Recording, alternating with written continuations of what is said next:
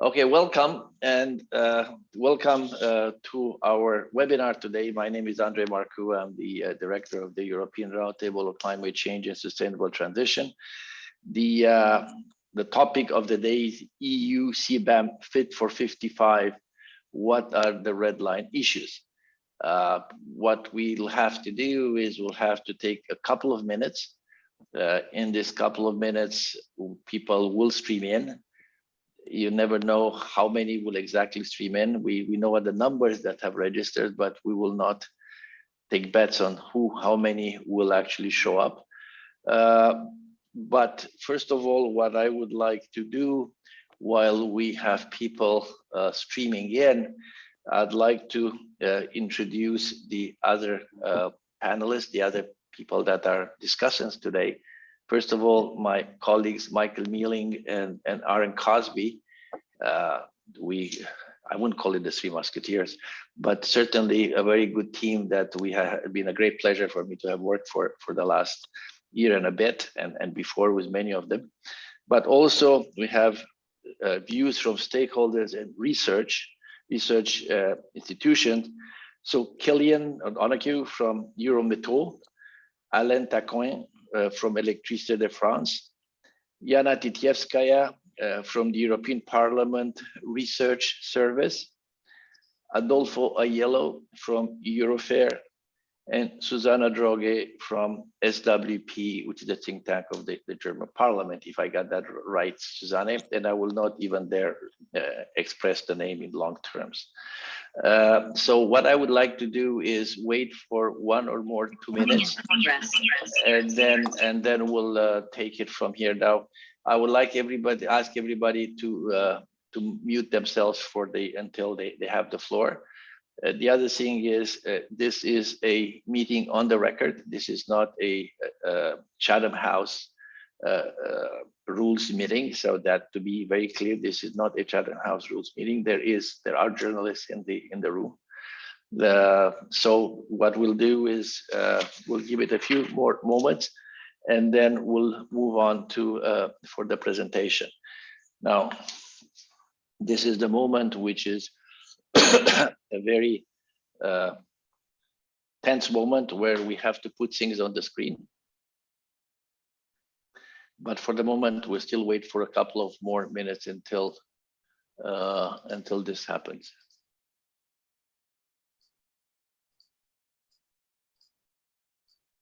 Okay.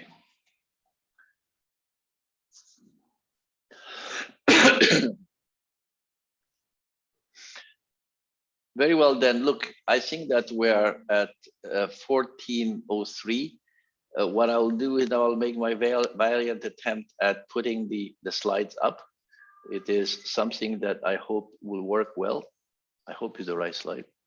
Yes, I did. And I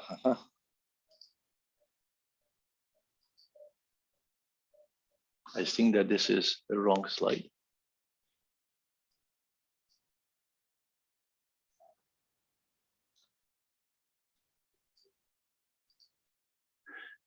Is this, can you see the right thing, folks? Is that the right presentation for everybody? Okay, well, thanks God. So at least we're off to a good start. So what I'll do is I'll make a quick presentation. As you all know, there has been a document being circulated. I mean, you got to get this thing out of the way. We got the document had been circulated in Brussels. I got about 5 copies of it last night, another about 4 this morning. So, but we make a policy in the RCST not to put it on our website. So I think if you want to Google it, you'll find it. But we as a matter of policy, we don't put it up. We will refer to it because it's out there in the public domain, but we will not distribute it. Now, our previous work has unpacked the CBAM design elements, implementation options. We highlighted the complexity of this whole debate. It's a nice concept, but it's not a simple concept as some need to look at the very beginning. The political debate of the CBAM is very much a part, and I think to some degree, quite a central part of a Fit for 55. The ambition is very, very central, and that goes with the ambition and has revealed a heterogeneous preference amongst key stakeholders. Now, what we have done is, from our point of view, we have built on a multi-criteria analysis and consultation, and we have come up with a number of things in terms of methodology.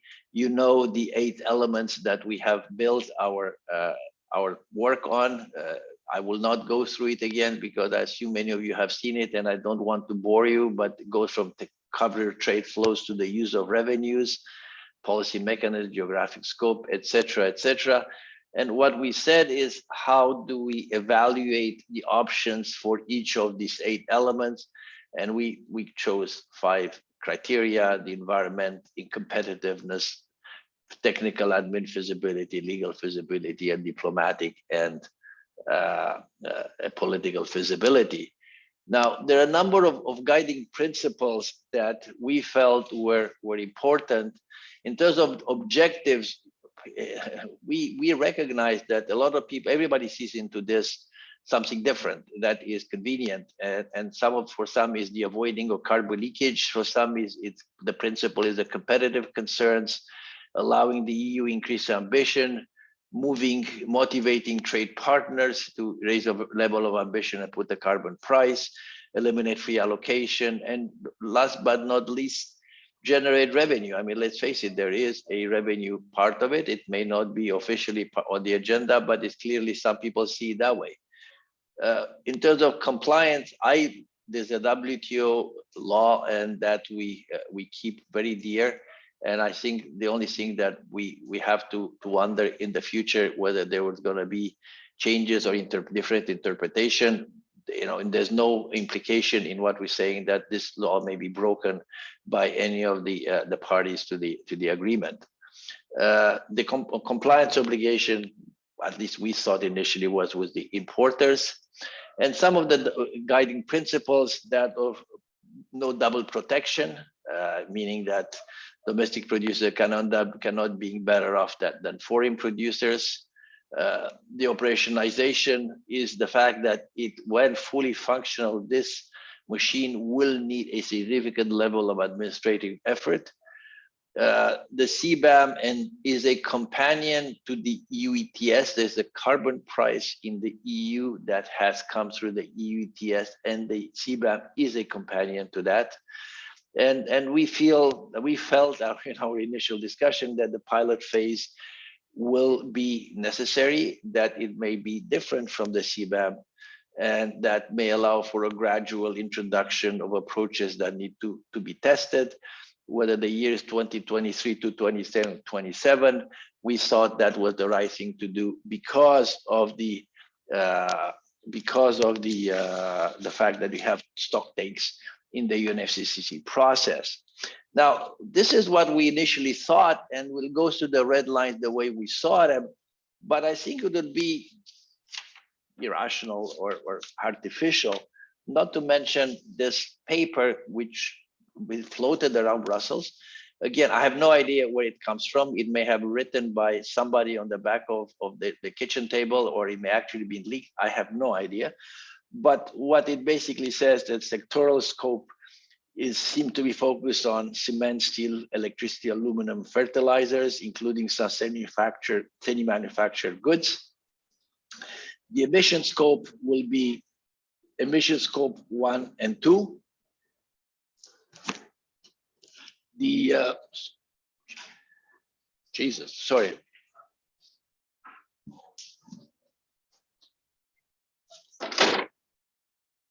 I had many things happen in the year and a half, but this is not one of the things that happened. The emission scope was scope 1 and 2. The revenues will accrue to the EU budget. The adjustment to the EU carbon leakage system is, in a view of some, maybe unclear. The way we read it is that at least free allocation will continue, and the CBAM will only apply to those emissions above the free allocation. There is nothing that will imply there is a gradual decrease in the pilot pace, but it may be there. At least I didn't see it. We didn't see it. There's nothing on export rebates, carbon content.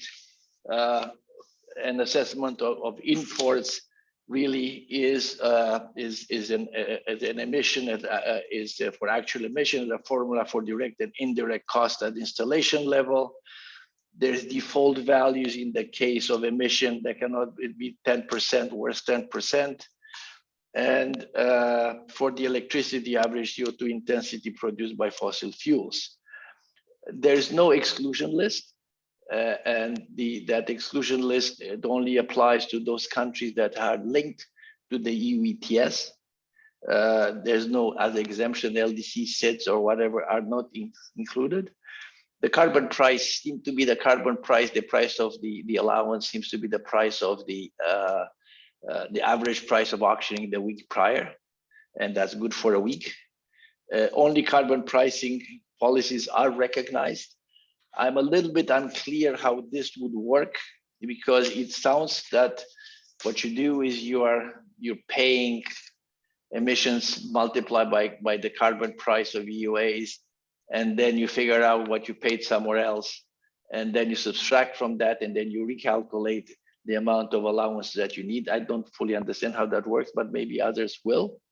And that's about all I wanted to tell you in terms of what we took from some of these, some of the paper that we read from here. There's a lot of complications. One complication is it seems to be really complicated for somebody to get qualified as an importer in the regular period, because he has to have a high level of financial stability, which may be an issue. So having said this, then I will go now to our red lines. And this is an opportunity to look at some of the red lines that we thought were existing now prior to this leaked document, whatever it is. And what we wanted to discuss is what issues are critical, can they be addressed in the current context, how can they address, and any other questions that you may have. Now, there's 3 red lines that we have. One of them is indirect emissions and costs, inclusion of scope 2 and 3 value coverage threshold, exports and free allocation, coexisting issue exports application, and accommodating foreign climate action.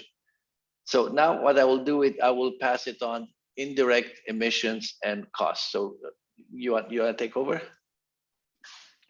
Happily, yeah. So as Andre mentioned, we now have to sort of also reflect the fact that there is a proposal, a leaked proposal. It's early, that could change. It doesn't necessarily tell us much about what will happen in mid-July, let alone in the political process. But I'll try to also kind of reflect on that as I describe this first red line. So the first red line, it's to some extent a coherent one, and it involves a few issues. The issue essentially is, the scopes of emissions. We always knew that direct scope 1 emissions, as WRI and GHG protocol described them.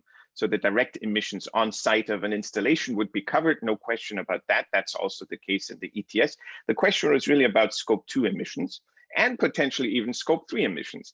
And I'll describe why in a second. So scope 2 emissions would relate to under the normal definition, the emissions related to or associated with electricity, steam, heat purchased off-site, but used on-site in an installation, so indirect emissions. And then scope 3 emissions are a much, much broader category. That could be emissions from transporting goods, that could be emissions embedded in upstream production of raw material inputs, and so on and so forth. Very quickly on the leaked proposal, since, as Andre mentioned, we can't avoid it. So as you can see if you have the document, if you've looked at it, and as Andre already mentioned, Article 3 in the definitions mentions that embedded emissions are direct and indirect emissions. Further down in this definition list, it defines what direct emissions is. It changes the definition a little bit from the more familiar definition. So heat and steam are included. Electricity, though, is then included as indirect emissions. Article 7 and 8 set out how to calculate and how to verify the embedded emissions. And then Annex 3 really sets out in much more detail sort of the calculation methods.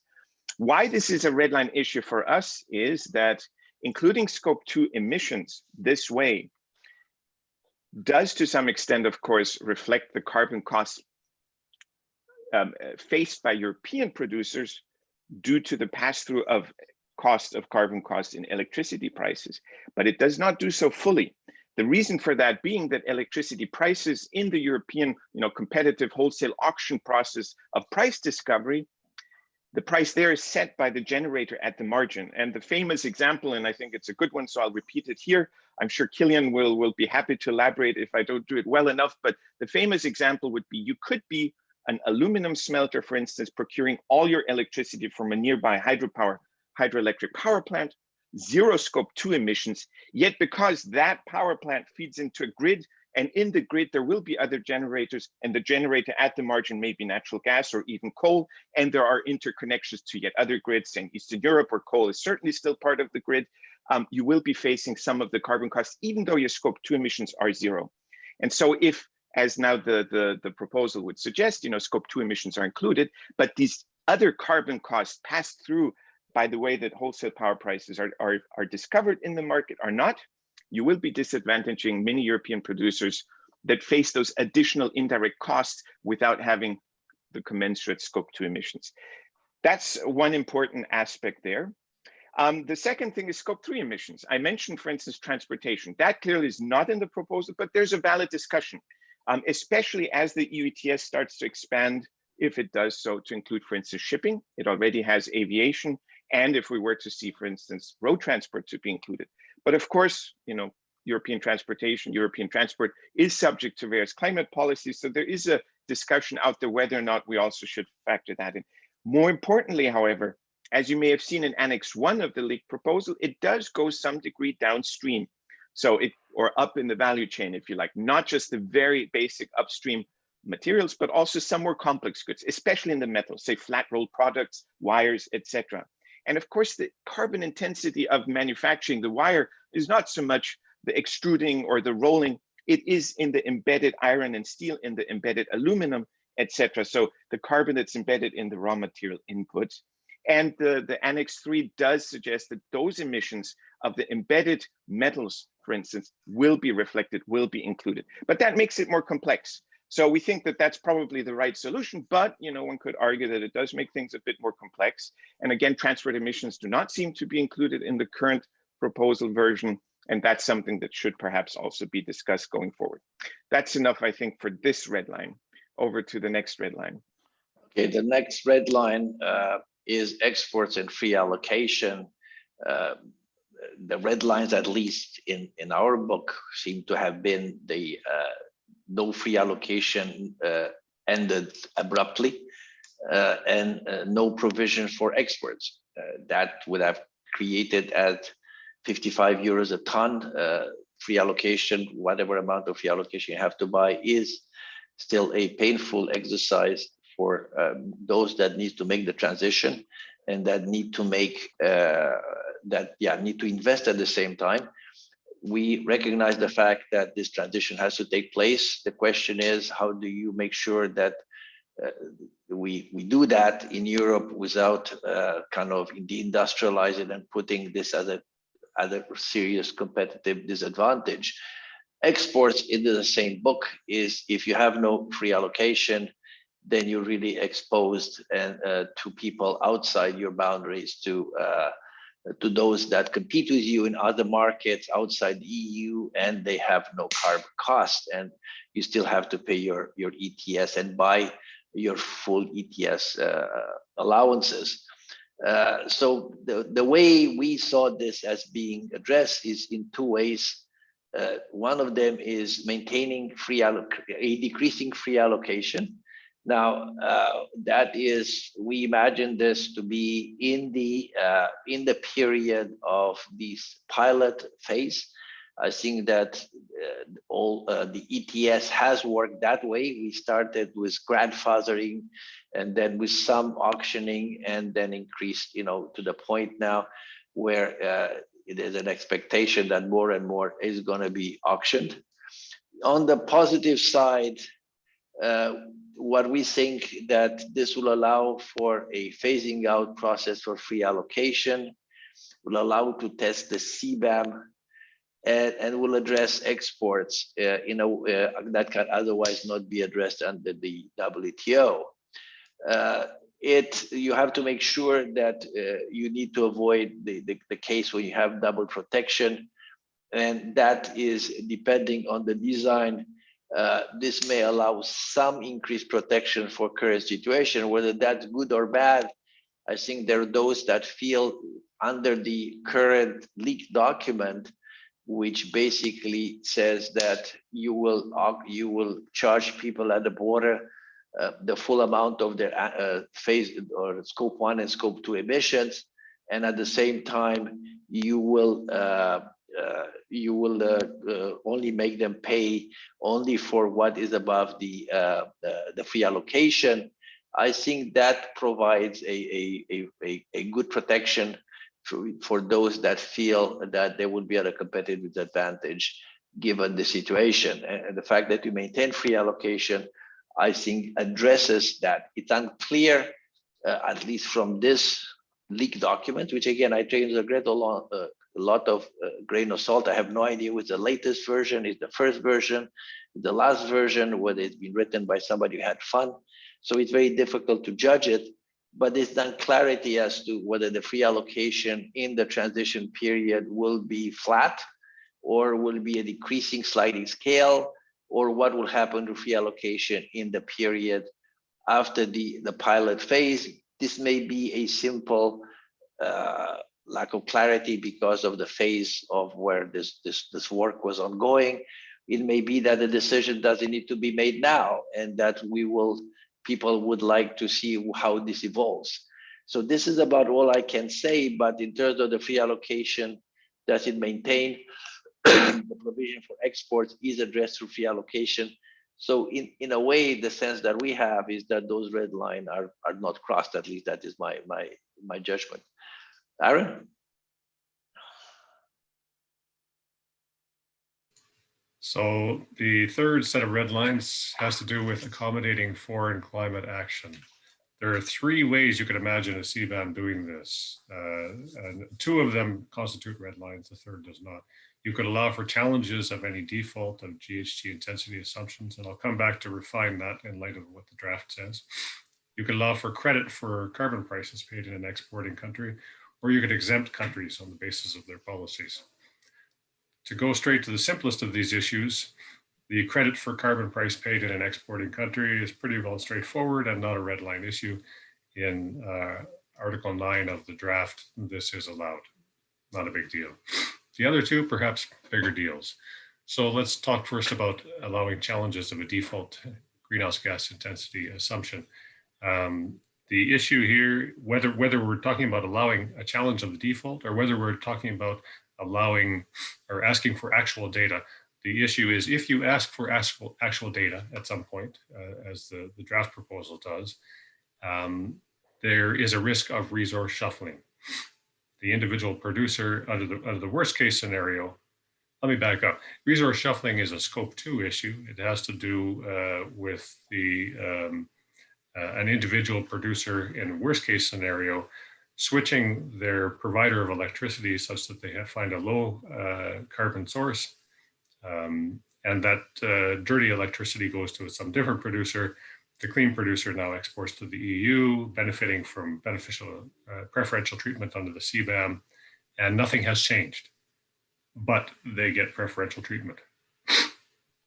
This leads to leakage if the newly benefited producer outcompetes EU profits. That's the worst case scenario.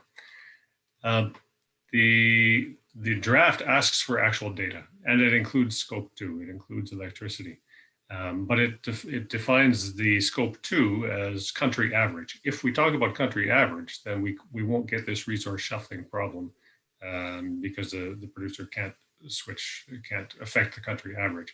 But it's not clear. The draft in Annex 3 also talks about an individual assessment on the basis of electricity.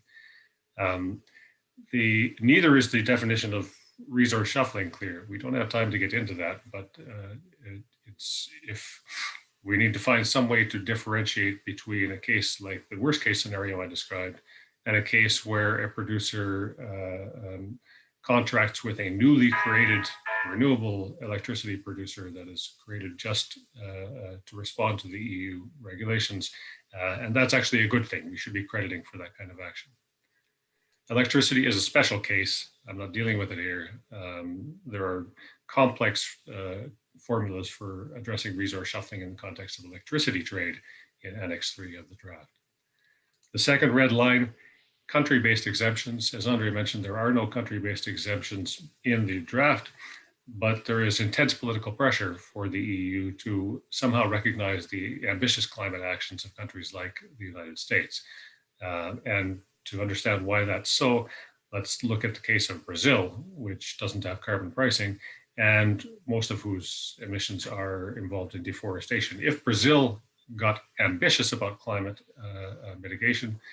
change mitigation, and stopped all deforestation tomorrow, the EU CBAM would not recognize that as worthy of less adjustment. So we have a problem there from a political perspective, perhaps from an environmental perspective. But if we were to try to recognize that kind of action, we would have even worse problems. On what basis would we determine an adequacy of action? There's no international standard for what constitutes adequate action. The Paris Agreement is not one. By definition and fundamentally, that's a bottom-up agreement that allows countries to determine on their own what adequate ambition looks like. If we were to do that anyway, what methodology would we use to determine adequacy? Would it be achievement of NDCs? Would we try to calculate some effective carbon price that's transmitted by the sum of the climate policies in that country? And if so, what constitutes a climate policy? Very tough methodologically and very tough politically, because that kind of a determination of adequacy doesn't take into account the principle of common but differentiated responsibilities and respective capabilities. That is the idea that least developed countries or less developed countries contributed less to climate problems, have less means to address climate problems, and therefore should not have to take the more ambitious stance toward mitigating those problems. Trying to incorporate that in any system of national exemptions would be very difficult. So a red line issue because political expediency pushes us towards those kinds of exemptions, but in practice, putting them in place would be extremely difficult. Stop here. Okay, I will stop this moment sharing, and thank you very much. I welcome all. I think the rule of 66% does apply to this webinar, like any other event in the Brussels bubble. So quite a few people, not only from Europe in the audience, but a lot of people from overseas, from the US, from the Far East. So quite an international audience for this. Now, what we'll do is we'll go and take comments from our stakeholders and researchers. Killian, you start first for Eurometo. Let's keep it to 3 to 5 minutes, please. Okay, thank you, Andre. And noted, I'll stay within the time frame. So good afternoon, ladies and gentlemen. I'm Killian from Eurometo. So Eurometo is all the non-ferrous metals. We have a lot of very electro-intensive activities. But in relation to CBAM, aluminium is one of the sectors being considered for the first phase, and then copper, zinc, etc. are not included. I have a few slides, Andre. If it's okay, I will share them. I'll just share my screen. You still have your 3 to 5 minutes. Yeah, don't worry. So you see my screen, okay?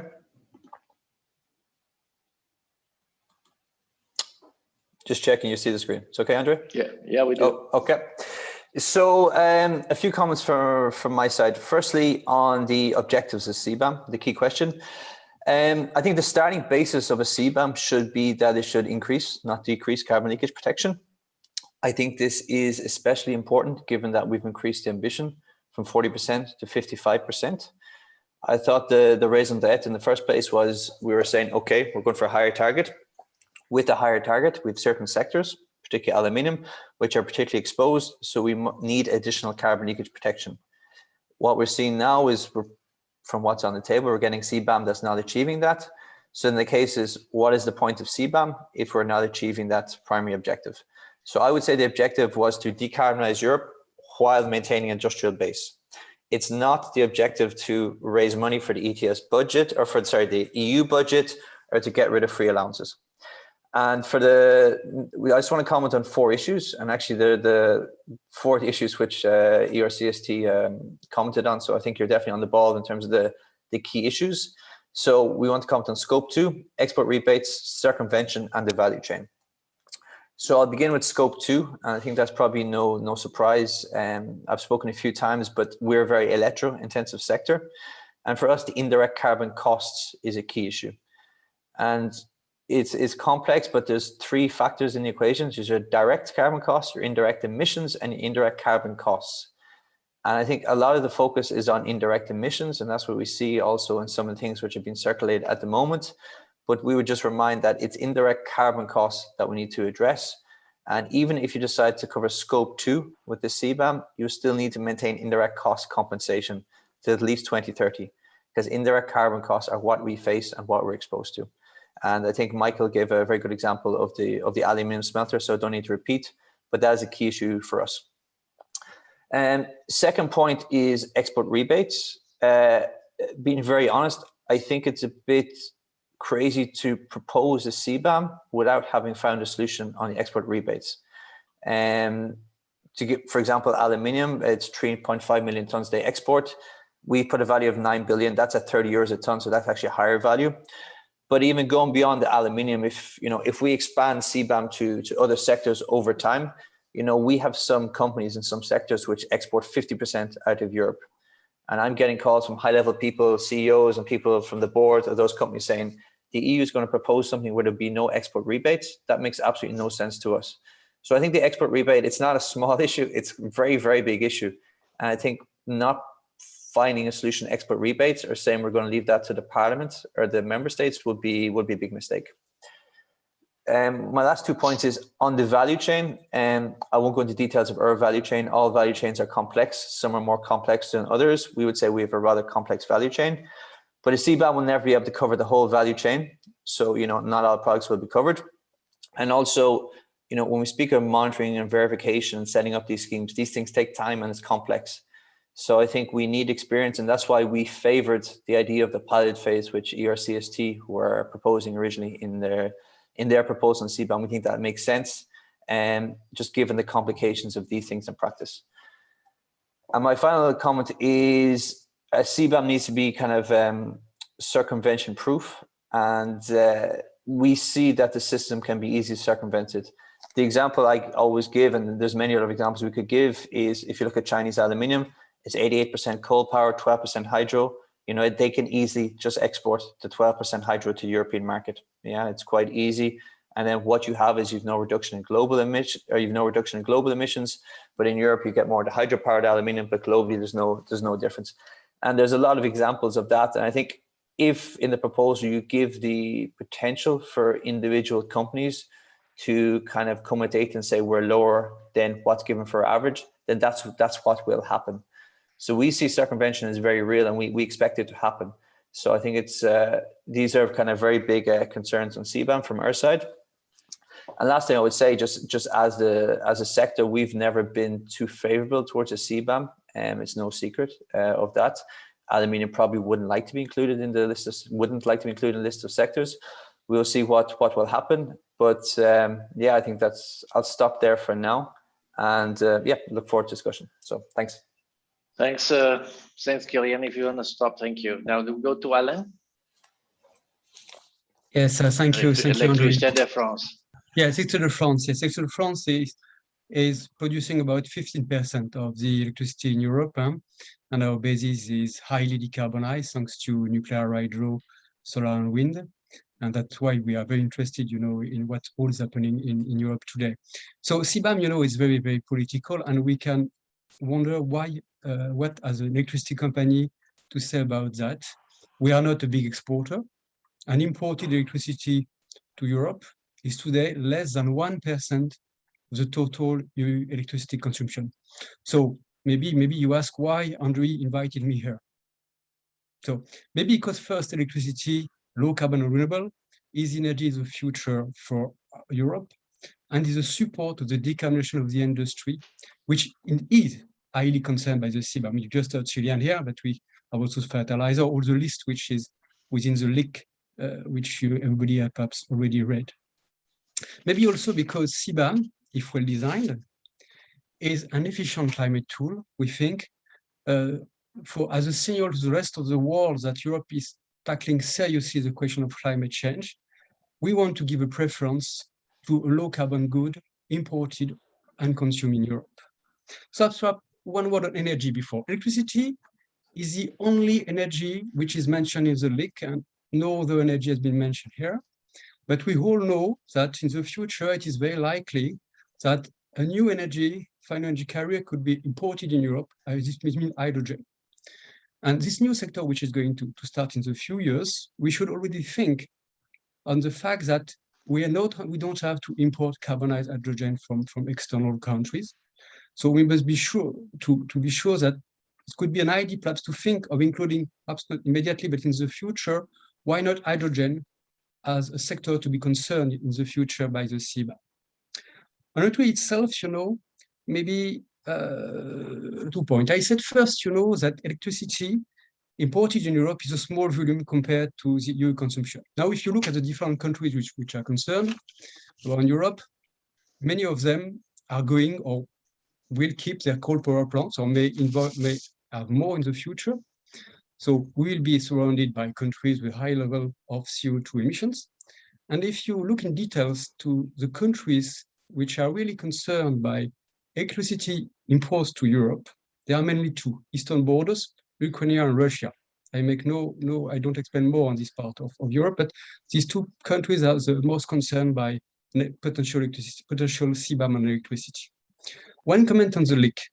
If the leak is the right document, we don't know. We already saw in the chat that we are not so sure of that. But there's a value, per default value for imported electricity, which is average value of electricity produced by fossil fuel in Europe. I had a quick look this morning, so very, very roughly, seems to me that it's a value which is a good order of magnitude when we see what are the emissions of the surrounding countries. So that's maybe a good value to start. Plus one point, about one of the red lines that has been mentioned by ERCST, the questions of what is the future of industries and factories in Europe with the CBAM, when these industries are one of the sectors to be concerned by the CBAM.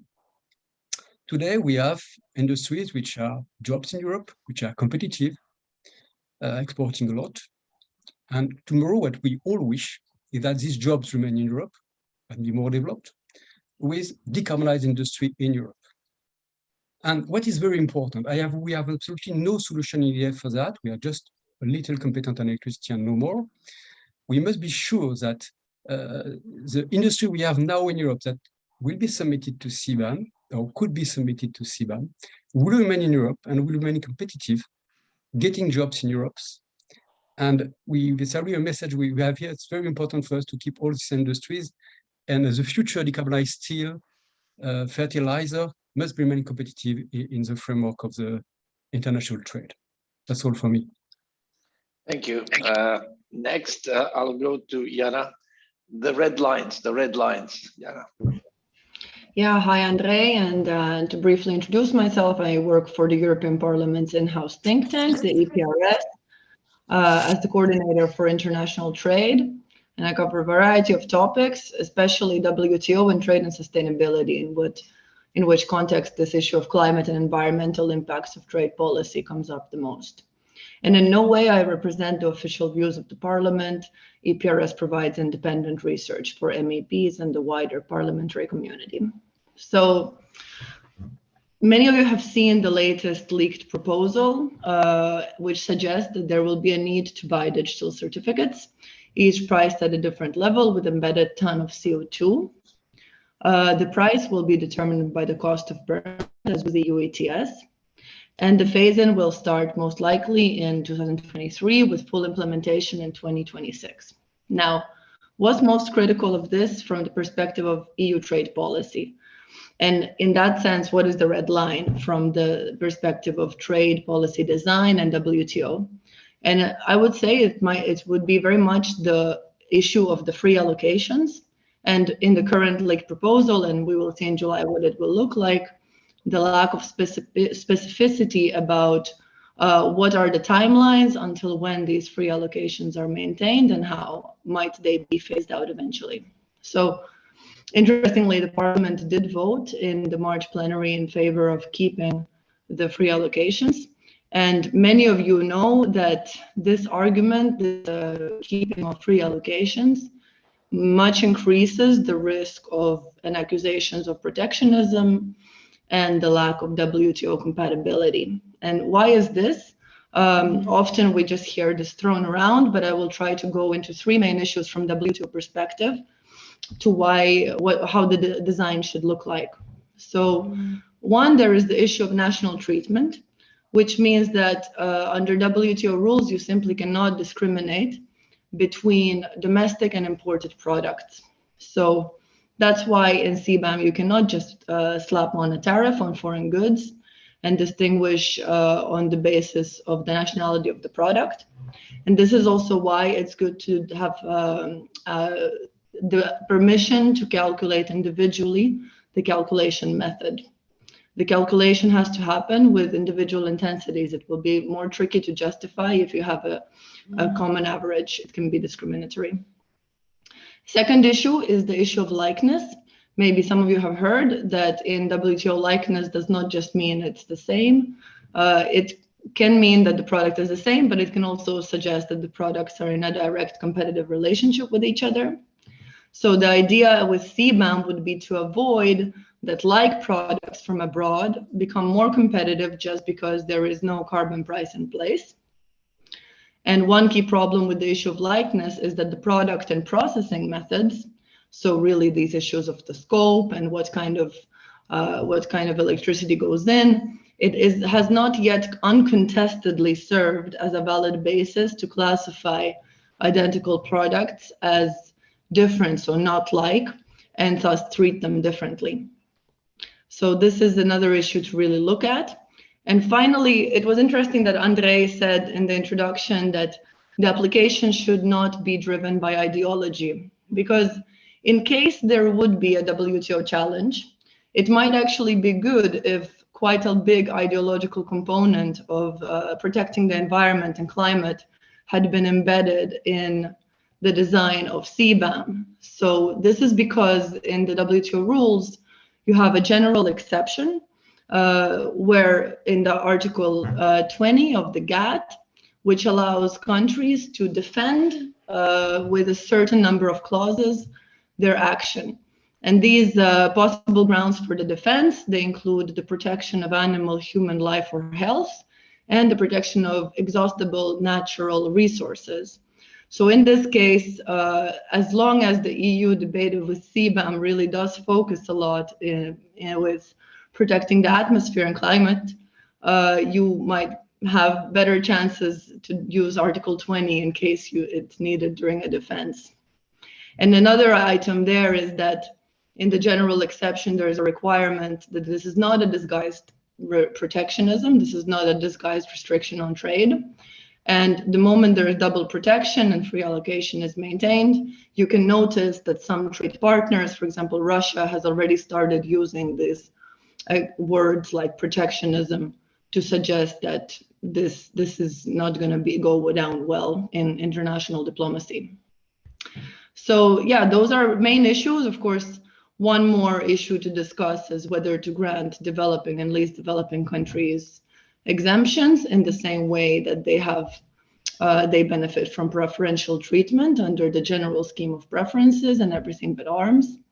This is another question to think about, and in that case, you can determine a threshold in advance for what share of imports it should apply to. So yeah, thanks. That's all for me. Thanks, Jana. You know, I regard that as a WTO law, as Henry Kissinger would say, there are principles. What I'll do now is I'll go to and you referred to Russia. We had the special envoy of President Putin, Ruslan Edergerev, here a couple of days ago, and he obviously was quite strong on the CBAM, but we can discuss that later. Adolfo Aiello from Eurofair. Thank you, Andrei. Adolfo Aiello, Eurofair, which is the European Steel Association. Thanks for inviting us. And by the way, congratulations for your crystal ball on the organization of this event the day after the big leak. So I don't know how you clean up your crystal ball, but it's very effective. Then talking about the substance, you asked us to comment your red lines. Of course, you have covered them extremely well. The sectoral scope, the emission scope, the link with the existing carbon leakage measures, and the link with third countries' policies. These are by far the four most important issues. I would say that any assessment of these red lines needs to take into account these different parameters. So the timeline of your, the timeline and the horizon of your assessment. Are we talking the period until 2030? Are we talking after 2030? And together with the timeline, I would say you need to assess that in the context of the carbon leakage risk, so the mismatch between EU ambition and rest of the world of ambition, and the availability of other carbon leakage measures, being the existing carbon leakage measures. I think with these three key parameters, then you can do quite a detailed assessment of your red lines. With regards to the sectoral scope, I think it's no secret that the steel sector has been keen on launching a debate on carbon leakage. The approach of the steel sector was that higher climate ambition requires strengthened carbon leakage protection. Of course, we do see and we do appreciate that there has been quite an interesting development with regards to long-term strategies by third countries. But when it comes to NDCs, and even more when it comes to climate policies and climate costs on our competitors in third countries, we definitely observe an increasing mismatch between EU and the rest of the world. So just to put it blindly, our companies have seen their carbon price increasing by a factor 10 almost in the last 3 years. They have not seen any competitor in the rest of the world having the same situation. And they do not see anything like that in the foreseeable future until 2030. So if the CBAM is meant to strengthen the carbon leakage protection, is definitely welcome. If it's the Troyers to reduce and undermine carbon leakage protection, then let's have a debate about it.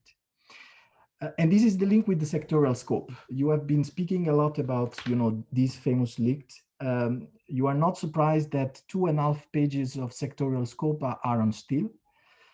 And I can tell you that if you want to cover the entire steel industry, you will probably need a couple of pages more. This draft does not cover stainless alloy steel. Now, if the intention is to cover the entire steel value chain, as I said, you will probably need 4 or 5 pages of customs code. All this to say that if the objective is to have a pilot phase, which is a simple CBAM, then by definition, steel is not a simple sector. If we all have the ambition and we all have accept the effort to design an effective and a detailed CBAM, then of course, steel is part of the game and we are willing to cooperate. But please do not ask us simple solutions in a sector that has hundreds of customs code that is traded by any country in the world, that has different production routes with very different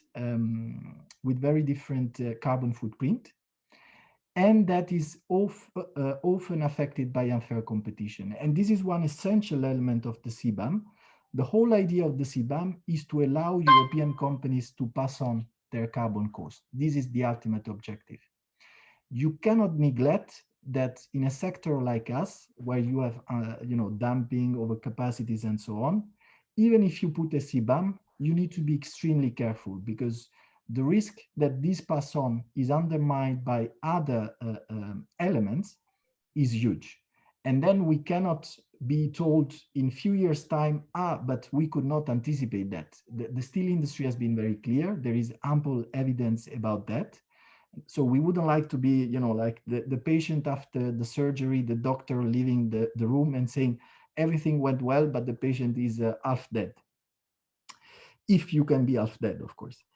So this is on the sectorial scope. And this is the second link with the carbon leakage measures. There, let's say I'm for the time being a bit more stressed than your introduction. You seemed quite confident about complementarity.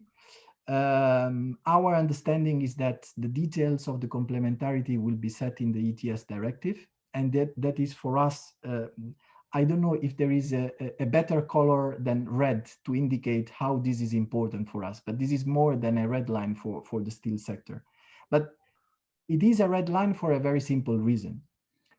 In the next 5 to 10 years, our companies are all going to launch low carbon projects that are tremendously expensive.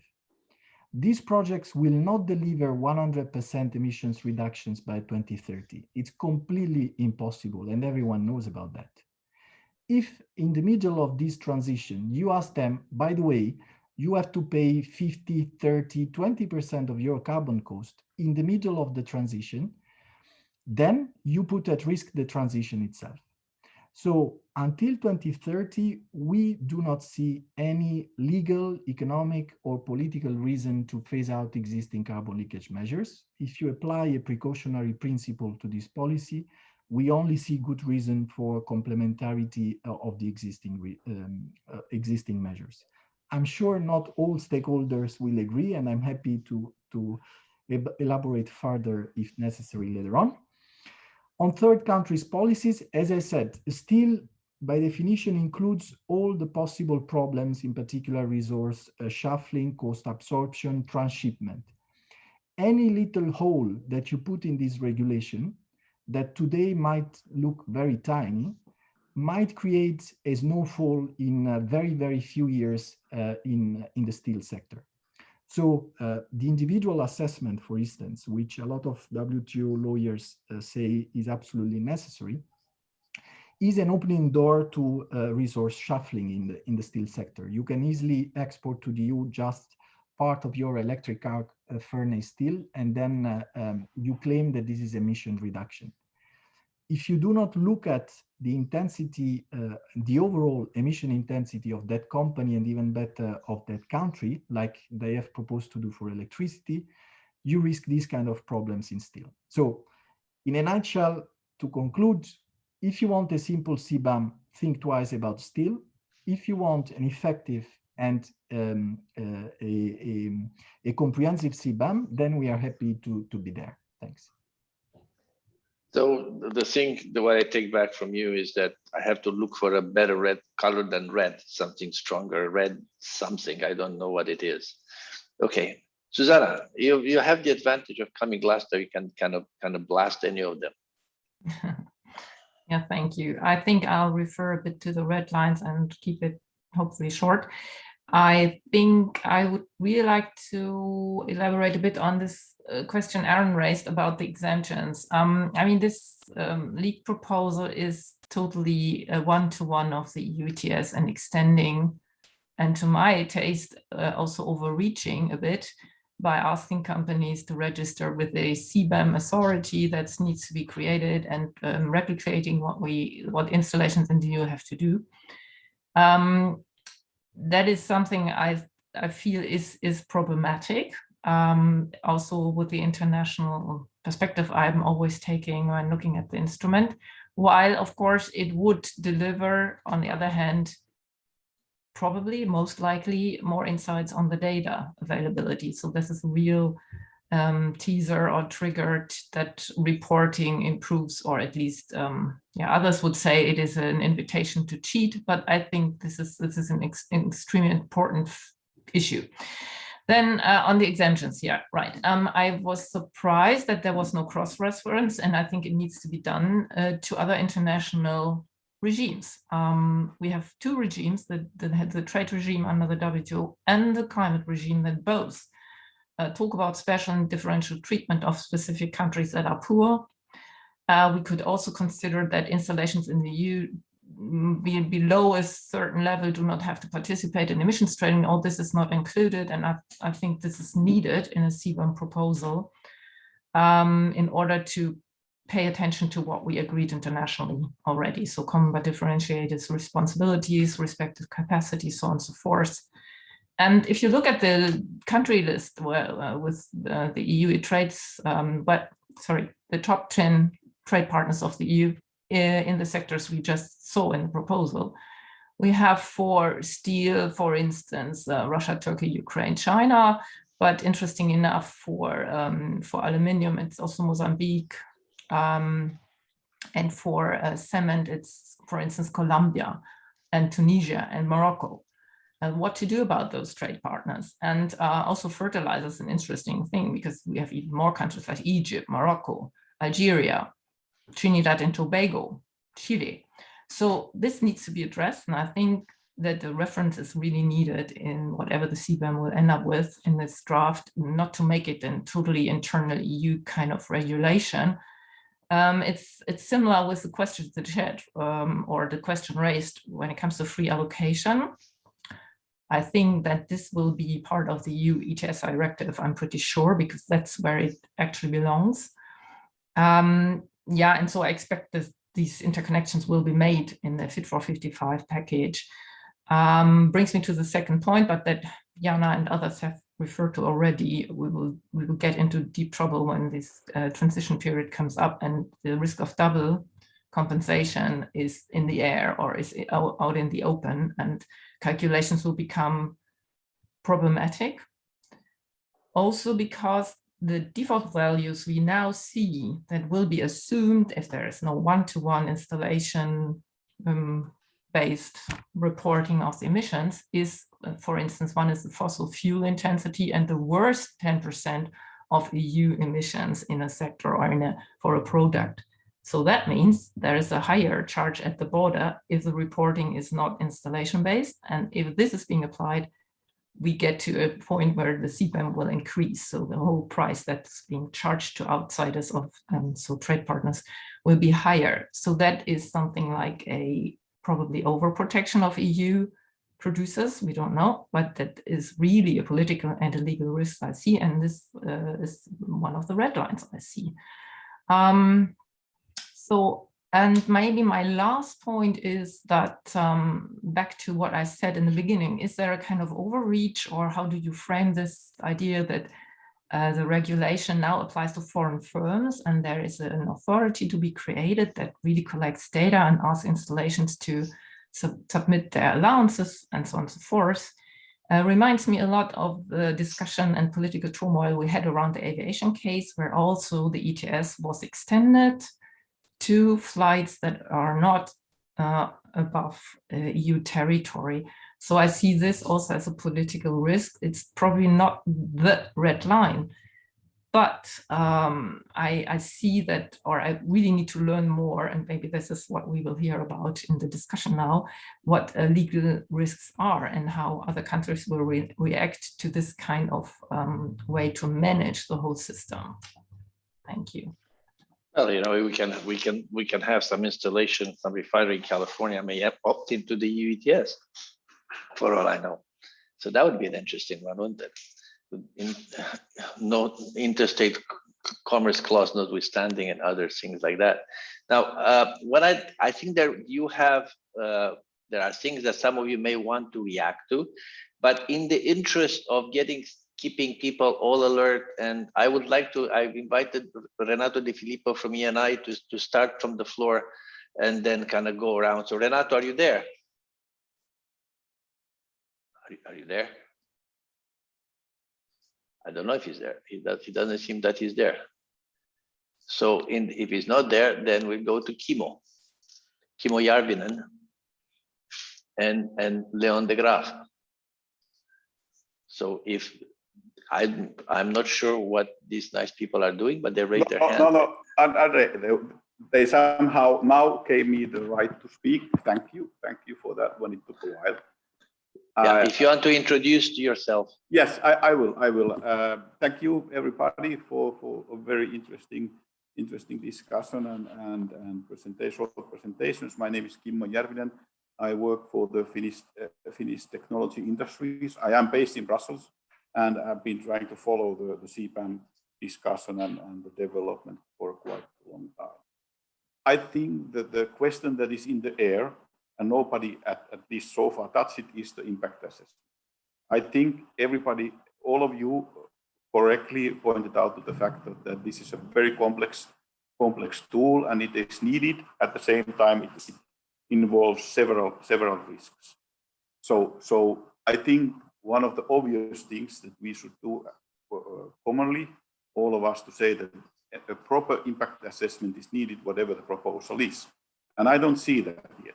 I know that, Andre, you have done it, and you try to do it, but of course, when you were doing it, we didn't have enough facts. We didn't have actually a clear picture of what kind of a tool this will be. Now I think it's time to do the proper impact assessment before anything else.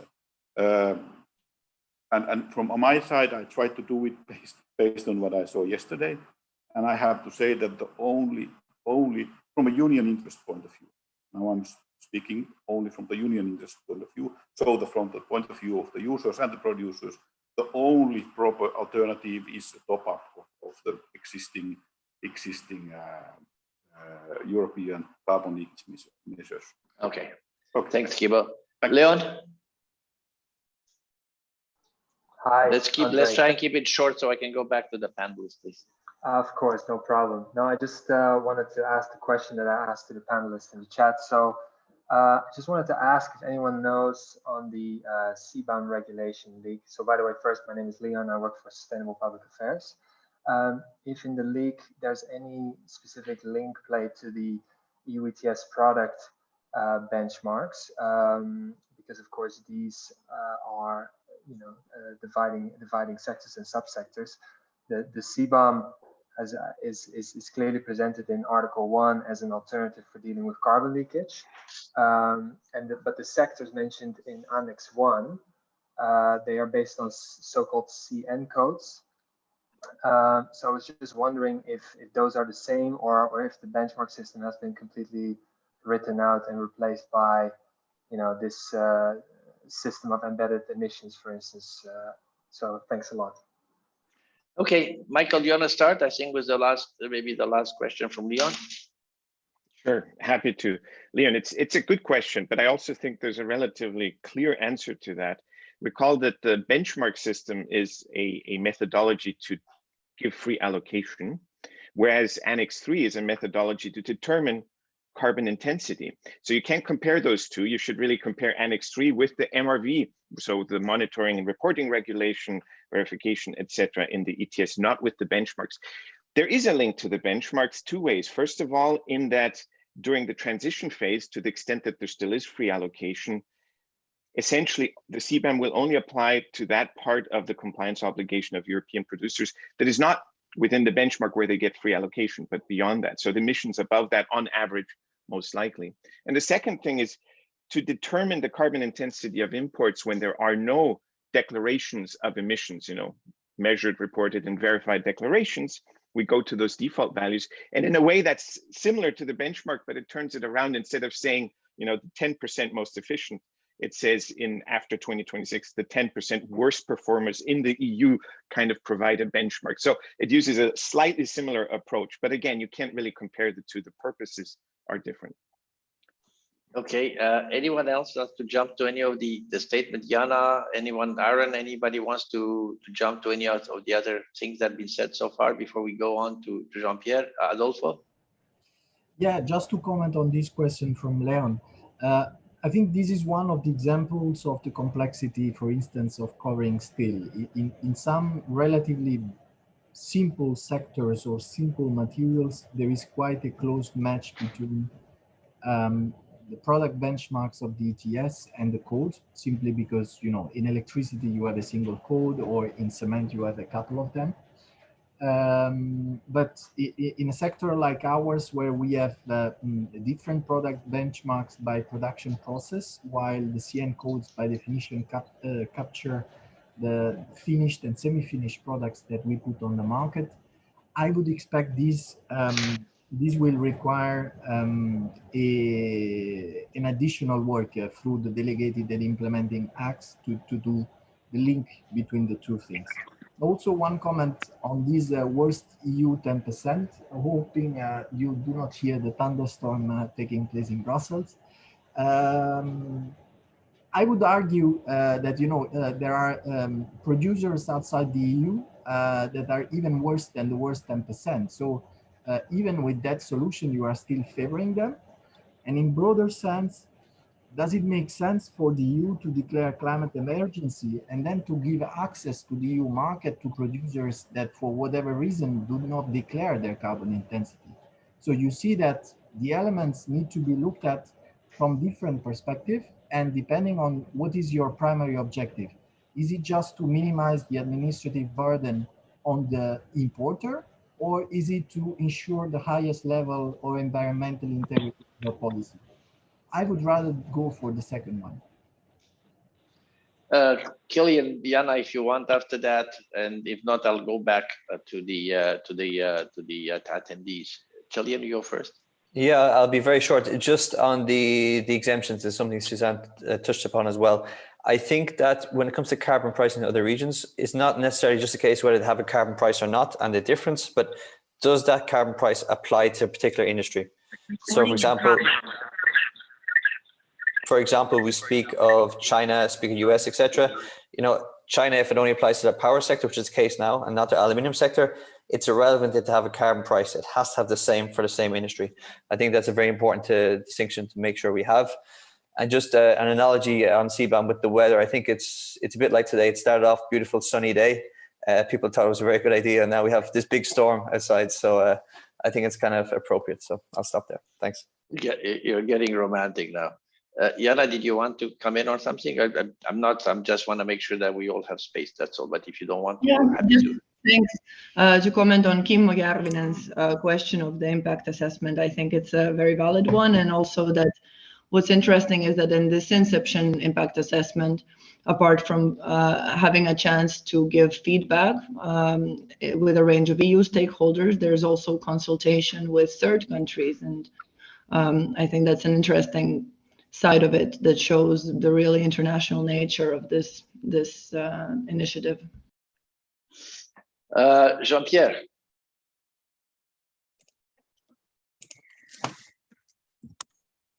Am I unmuted, André? Yes, you are unmuted, sir. Thank you. Good afternoon, and thank you for giving me the opportunity to comment and answer questions to the panelists. First of all, I'm Jean-Pierre de Brussel from Fuse Europe, Senior Policy Executive, and I will not make a sector-specific comment or raise any questions regarding our sector or products, but much more questions on the CBAM design of general nature. One of the key issues already raised by several stakeholders, including industry, but not only industry, is what do we do with the carbon leakage protection measures that exist at the moment? And I think that if we think about the CBAM that should achieve two goals, protecting the interest or the competitiveness of the EU industry, to be more precise, and at the same time incentivize EU importers, the continuation of free allowances, at least for a transitional period, can help achieve those two goals. You have been talking about the default value.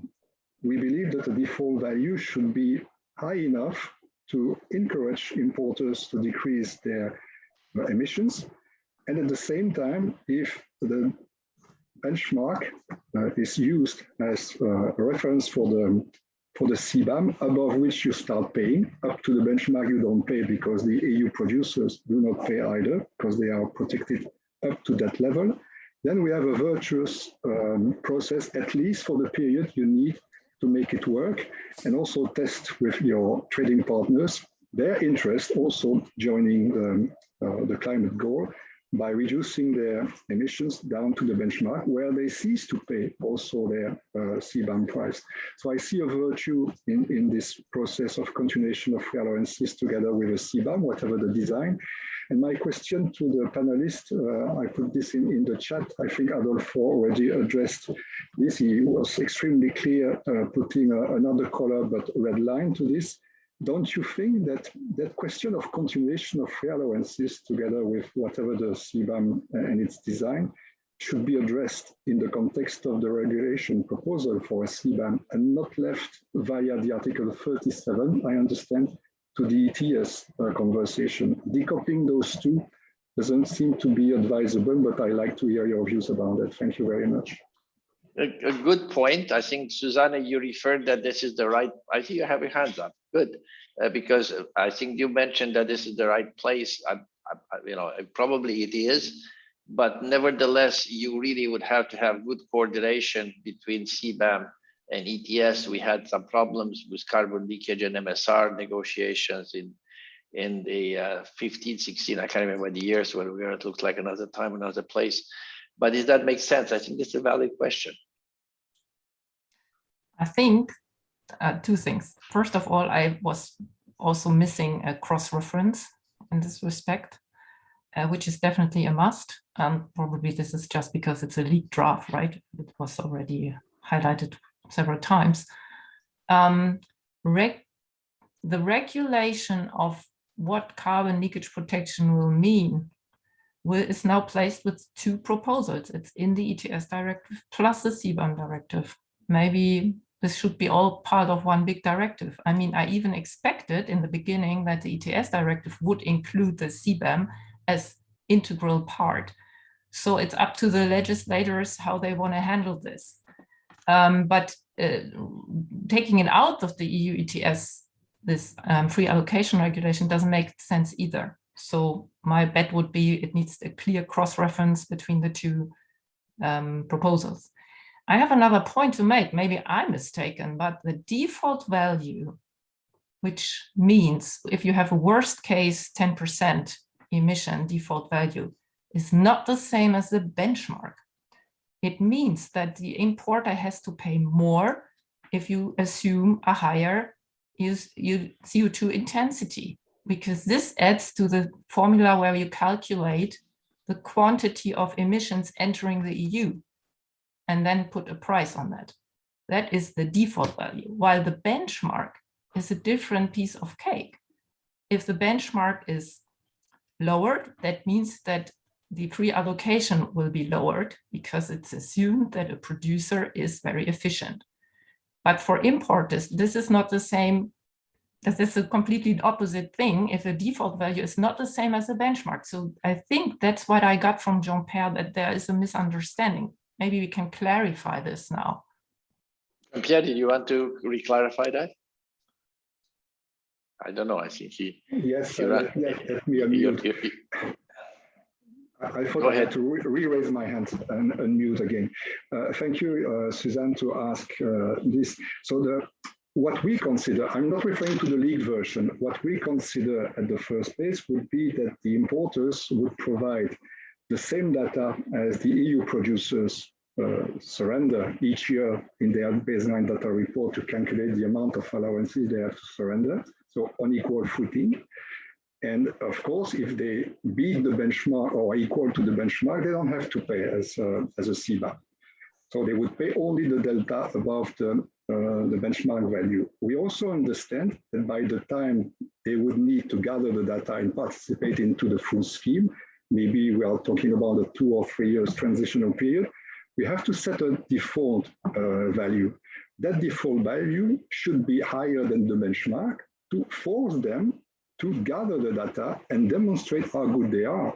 Ideally, in an ideal world, if you want to have something which addresses at the same time the leakage, the competitiveness, and the incentivizer to reduce your footprint, we should be on equal footing also in the data submission. So by the time a default value, we think about a default value higher than the benchmark, will be the trigger for them to show how good they are and provide the right data. But if you set the default value at the benchmark, the CBAM doesn't work. If you keep free allowances, there will be no change compared to today, of course. Thank you. Maybe the misunderstanding is between higher and stricter. Because if you say higher, you are more lax. And that would mean if you're more lax, the importer has to pay more because you assume that he has whatever, 10%, 20% more than the benchmark value in the EU. So there's just not to confuse people more. Aaron is nodding. Maybe he can explain it much better than I can. Aaron? No, I think you explained it right. The confusion is with the word higher. So if we say higher than the benchmark, Jean-Pierre is not, I assume, saying that the default value will assume that a producer is cleaner than the 90th percentile of producers, which is where the benchmark is set. He's asking for the default value to be set at a stricter benchmark value than the existing benchmark value, which would assume a lower percentile, which would assume a higher GHG intensity of production. It's a little bit convoluted, but I think you get the point. Let me move on. Jacob Hansen and then Peter Bocek. Jacob. Yeah, thank you very much. Jacob, before I say this, there's a lot of industry people, and I think this is important for industry, but I don't see any environmental people or kind of taking the floor. So, I'd like to hear that. In this forum, would like to hear that as well. Jacob, please, apologies for interruption. Yeah, thank you, Andre. And I am industry because I'm the Director General of Fertilizers Europe, and obviously fertilizers is one of the sectors mentioned in the annex as being considered for a CBAM. And I just want to underline what Adolfo was saying earlier from the steel industry, that the combination with ETS is key in this proposal, because it cannot be that EU wants to damage the competitiveness of the European industry, especially not when it at the same time is asking the industry to become more and more green, which will happen over the next 10 years. My sort of comment or question I'd like to put, Andre, is that, when we talk about WTO, I can understand why Russians are saying, ooh, you cannot do that in WTO. But I must say I'm baffled when EU representatives are saying, ooh, you cannot do that in WTO, for two reasons. One is we have a high ambition in Europe. We want to move. And secondly, I don't think it's clear that you cannot do it in WTO. And in fact, we have legal memos saying you can do it. And I think, if we have a high climate ambition in the European Union, we need to be brave and say, also WTO needs to move. And, I am so old and I can remember the Doha round, 14 years of discussions in WTO and nothing happened. We don't have 14 years, so it needs to be a certain encouragement on the side of EU to say, listen, guys, this is WTO compatible. We can do it. And if we can't completely do it, we'll have to tweak the rules because we need to move. So I guess this is a sort of a comment to Jana, especially, and maybe also Susanne, because I think to be so passive on WTO is just not on with the ambition we're having in WTO. Thank you very much. Aaron, I promise you I have not discussed this with Jacob. I can only promise you I have not discussed this with Jacob. I can tell you that. But Susanna, before I go to Peter, because in the interest of discussion, since both Susanna and Jana were referenced, I think where I come from, you get a floor. So Susanna? Yeah, no, sure. Quickly to Jacob. Well, let's take a step back. Bringing this to the WTO has a completely different setting and dimension. And it's totally clear that the European Commission and the European engaged policymakers, engaged for climate policy, are bringing this to Geneva.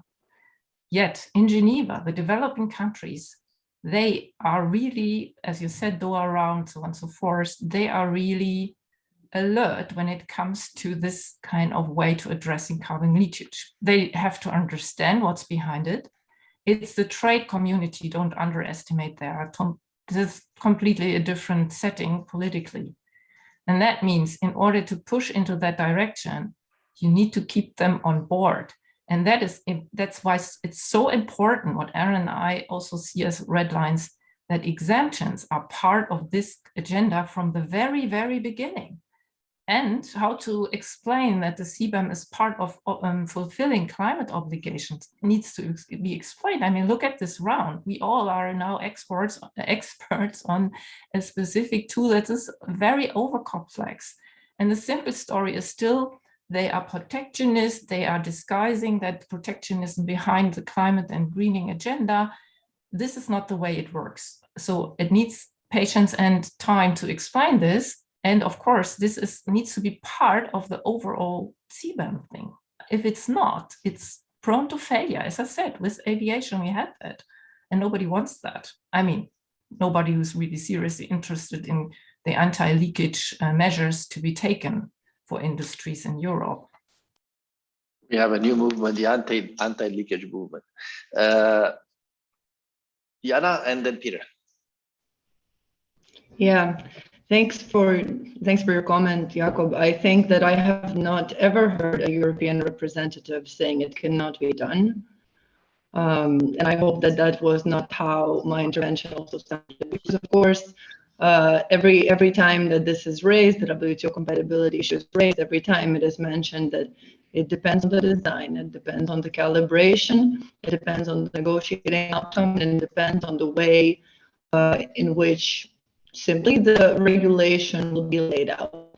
And I'm sure there's a lot of expertise to it. And I think that the main concern is that if you do have the free allowances and they are not linked, like as Jean-Pierre de Bruxelles mentioned, to a similar phase out in the EU ETS, it can really be a challenge.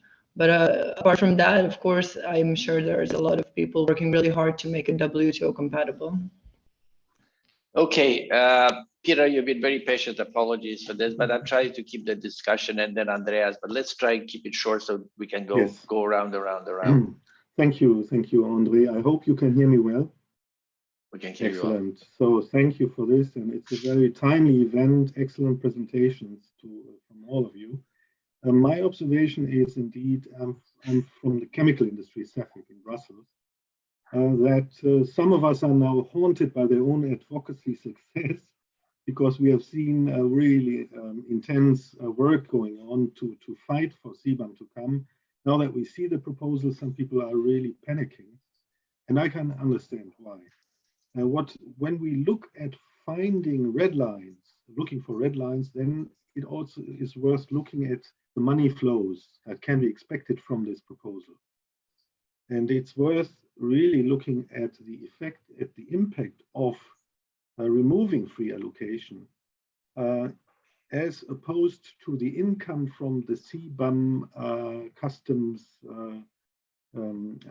certificates. So what I want to say is there will be a dramatic outcome for those that have to buy emission rights because free allocation is being removed. And the certificates income. The certificates income will be a fraction of the costs that will incur to those that will have to buy emission rights. Thank you. Andreas. Andreas Buchner, German Metal Workers Union EU Liaison Office. I have a rather technical question. If Article 20 GATT reads out on general exceptions necessary to protect human, animal, or plant life or health. So how to frame the CBAM to make it WTO law compliant? Probably link it, Andre, you mentioned it, or the panelists mentioned it, to frame it and or link it to the revenues. And when in the draft it reads out, any revenue remaining after covering these costs shall be assigned to the union budget. So probably how could you link maybe the revenues to the general exception? So to make it work, that would be my question. Michael, do you want to start this round of discussion? And also, nobody's really, I'd like to understand, taken up Jacob on his. I mean, we're in a different world where a lot of sacred cows, if I can put it this way, seem to be gored.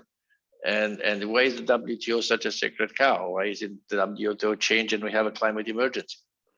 We have a climate emergency, Susanne. What the heck? Yeah, but sacred cow, I know it's well, let Aaron answer this question. Aaron, go ahead, and then Michael. Look, we can do whatever we want, right? If you want to break international treaties, you can do that. Donald Trump did it to excess. Nobody said break. I correct you. Nobody said break. Look. You said it's, and I'm paraphrasing. It doesn't matter. We have a climate emergency. Let's go ahead and do the thing that needs to be done without caring about the WTO law. let's imagine for a moment that we have a CBAM which is not in conformity with WTO law. Let's imagine that this CBAM, for example, includes scope 2 and includes scope 3 in ways that don't mirror the regulation internally, and therefore it's not WTO legal. I could make that case. In fact, I was planning to. I think those are good things. Let's imagine that this thing couldn't pass Article 20 because it doesn't devote the revenues to developing countries. We can ignore those problems, but the problem is under the trading system, if we do, we will be subject to retaliation in the form of retaliatory tariffs, tariff concessions revoked. The problem with the WTO is it has teeth. It's not like breaking the agreement under the UNFCCC, which Canada has done multiple times with no consequence.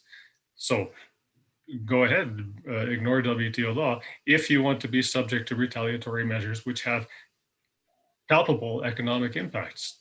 That's the problem. Well, Aaron, I was one of the was a chair at Davos once. The chair took all the questions and nobody answered anything, and I really didn't like it very much. But in this case, I still have to say that your whole premise is that somebody's saying to break WTO law. I don't think we say that. I think that the WTO may have to adapt itself. That's not good. Okay, so the other point is that is not going to happen. The idea that the Doha round could be negotiated for 14 years without reaching resolution is symptomatic of the fundamental problem that we're not going to change WTO law, not the written text, anytime soon. The interpretations given by the appellate body, of course, they evolve over time. But nobody that knows WTO law would suggest that that text, the underlying law, is going to change anytime soon in response to climate emergencies or any other kind of exigencies. Nobody also told me that I'm going to be locked up for 1.5 years. Susanne. You're muted, Susanne. Just a quick comment on this. What it all boils down to me is if the EU is embarking on a CBAM, whatever the design will be, there will be complaints. It's like with renewable feed-in tariff, whatever have you, kind of subsidies, rules of origin. Does the EU have the backbone to go through these conflicts, even though retaliation and countervailing measures will be put in place? And even with subsidies, it's I think 30 to something days period where they can find agreement, and then members to the WTO just feel that this is a breach, can put these measures in place, and then you start sorting things out. We do that with China on steel overcapacity being dumped in our markets. So be aware of that. And politically, the EU has to be clear that it wants to go through this. And then this is all over the place. It is like, you know, the US using the WTO the way it wants to use it. So the WTO itself is member driven. And if the EU wants to drive these issues forward, it could do it in a cooperative way, taking others on board. It could also march through this thing with a CBAM. So that's what it all boils down to. So it's not a sacred cow. It's just a political decision how to handle this at the international level. If multilateralism and international trade rules are a value that the EU would like to defend, it has to take care of this as well. That's what it boils down to me. And so, I mean, it's not sacred at all. Okay, Stuart.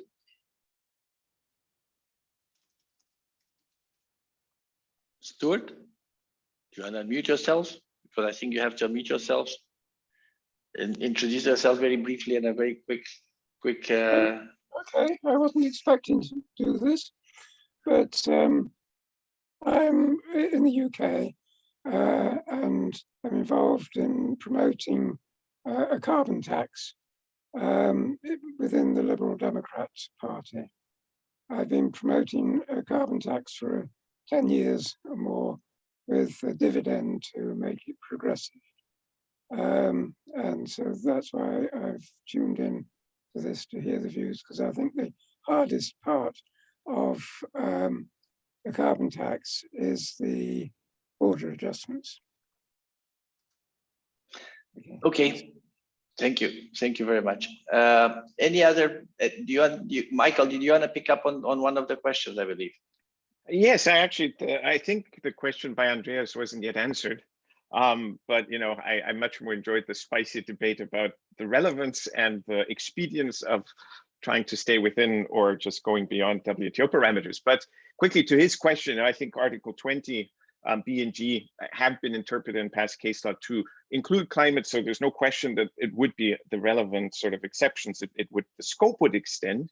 But your question was about the revenue, and I think several of us here on this panel have in the past suggested that it would be a lot preferable. Of course, the politics have gone in a different direction, and we're all open-eyed about that. But it would have been legally far preferable to allocate the revenue to something that has a clear link to environmental protection.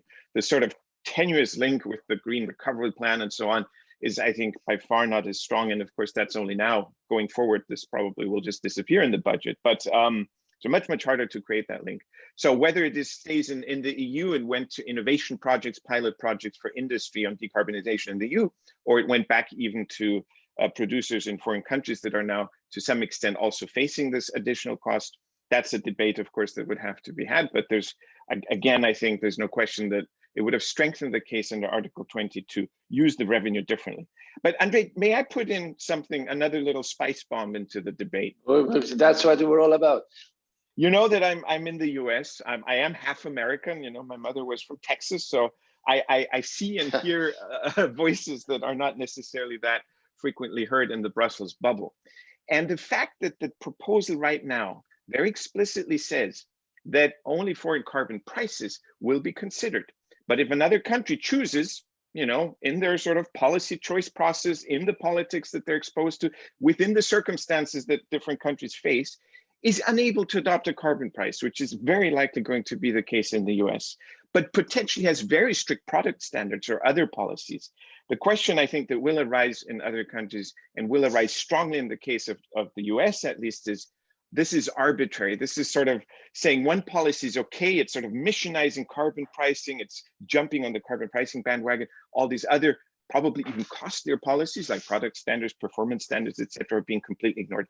I had a nice discussion with Matt Porterfield, who's on the in the audience here too, from Georgetown University yesterday, and there's good arguments to defend it because it's so incredibly hard to try to consider anything other than a carbon price. But still, I think politically it'll be really hard to justify it. So I'm curious if any other people feel that was that surprised me. This very clear decision, carbon pricing is considered, everything else is not, whatever the cost, whatever the politics. Carbon price or bust. Anyone wants to pick on that? Yeah, Aaron, go ahead. It didn't surprise me because the CBAM is meant to be an adjustment for the carbon costs borne under the ETS, right? So if that's what the CBAM is, then you don't give credit for costs borne in other countries that aren't part of carbon pricing, unless you also at the same time choose to include the costs of non-price regulatory burden within the EU in the adjustment, right? And that gets you into a crazy, strange kettle of fish that it's probably undesirable. So it didn't surprise me that we don't see that feature in the draft CBAM. And we had that long debate, Michael, when we wrote the straw man paper. I think that's kind of Aaron is kind of exposing that kind of the arguments that came back and forth between the three of us. And yeah, I mean, it gets horribly complicated, I guess, if you try to do that. But that is going to open a whole can of worms, considering the US is not going to have a federal scheme. On the other hand, this is at the installation level, so maybe California and Reggie will do so. So that may be the saving grace of this whole thing. Before I go to Peter, Kimo wanted the floor, Peter, for a while. So Kimo, do you want to go first? And then maybe Peter, we come back to you. Let's keep it short so we can move on. Thank you, Aaron. It's good to remind me to keep it short. I try to do my best this time. Let me share with all of you a thought. I think Europe doesn't have any more chance, a choice between whether to have CBAM or not, CBAM alike or not. We have, as Europe, made our choice. We want to be climate leaders. We want to be the leaders in climate policies. We have to have something in place. So it's not whether we want to challenge WTO or other trading partners with CBAM. We have to do it. If we don't do it, we lose in the sense that we lose our industrial phase. If we do it, we may lose our friends in terms of the trading or WTO. But to my understanding, and please think about this, we have already made our choice. Thank you, Aaron. I think I was short this time. Peter, can you keep it short? I got Matthew Porterfield after this. Absolutely, thank you. I would like to respond to Michael, indeed, his point of, well, looking at also other costs. I'm looking at the fact that, well, our industries will increasingly have less carbon in their footprint, but increasing costs because, for instance, electrification doesn't come cheaply.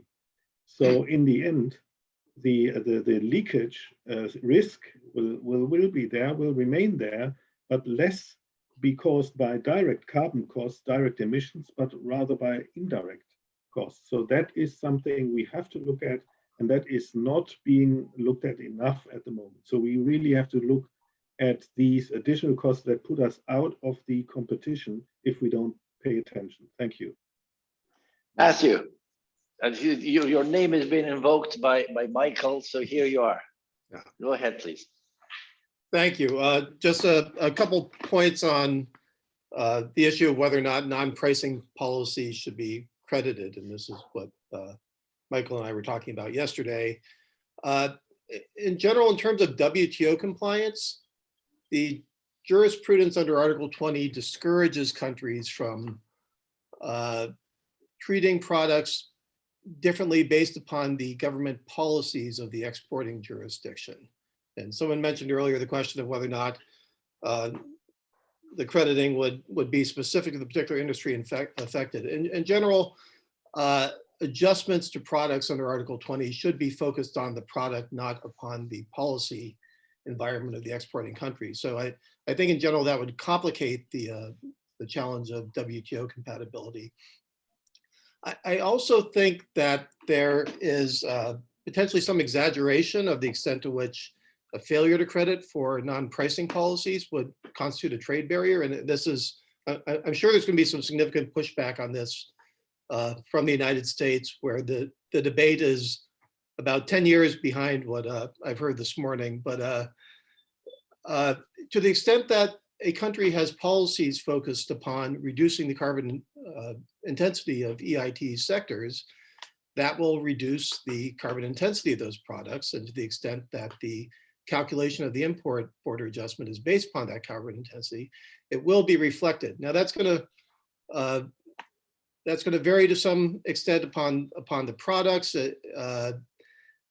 but I think in general that's really over exaggerated. To some extent, virtue is its own reward, and if for whatever mix of competitiveness or considerations or regulatory policies, a particular producer has lower carbon intensity, that's going to be reflected in the import BTA. It's also just a huge can of worms to try to determine what policies would constitute. Can you impute any regulatory burden to a carbon policy if it has, general energy taxes or emissions controls on non-greenhouse gases, which may have some sort of benefit in terms of overall climate emissions?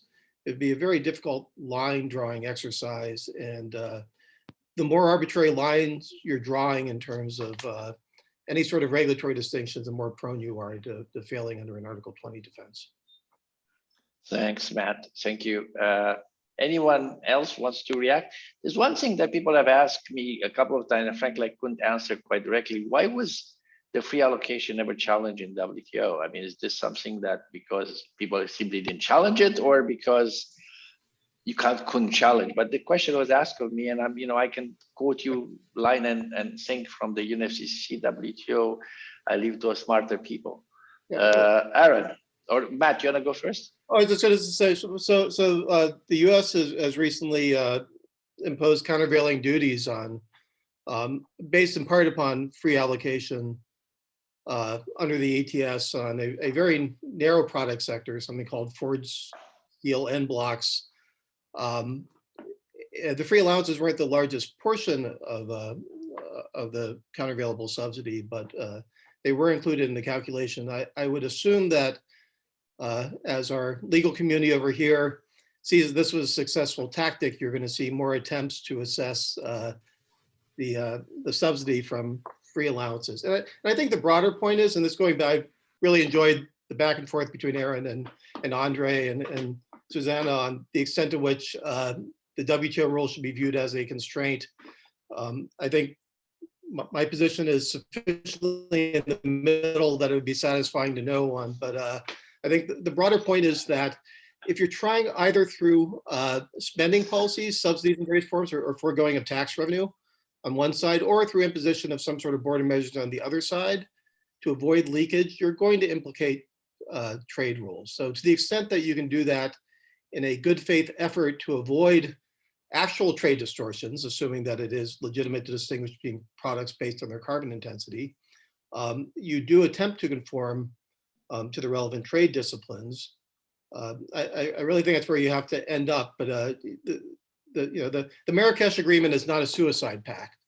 I do think that the decisional regime in the WTO, if not the legislative function, the rulemaking process, is more flexible than generally appreciated. A lot of these issues are going to be issues of first impression. So my counsel would be to make your best effort to avoid unnecessary tension with trade disciplines, push forward with the necessary climate policies, and then try to negotiate as much as possible at a bilateral or plurilateral level to avoid unnecessary trade disputes. Thank you, Matt. Very appreciated. I think that the two suspects, which is Susanna and Aaron, that have been mentioned, but let me first go to Adolfo. I just wanted to comment, on this US case, since it concerns still, it's not in the scope of Eurofair, but let's say, of course, we are interested by that.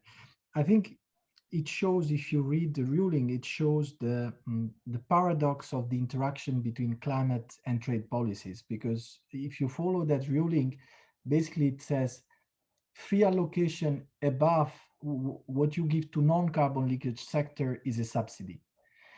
If you reread in a different way, you would say, if you start giving free allocation to everyone, then there is no specificity, then there is no subsidy.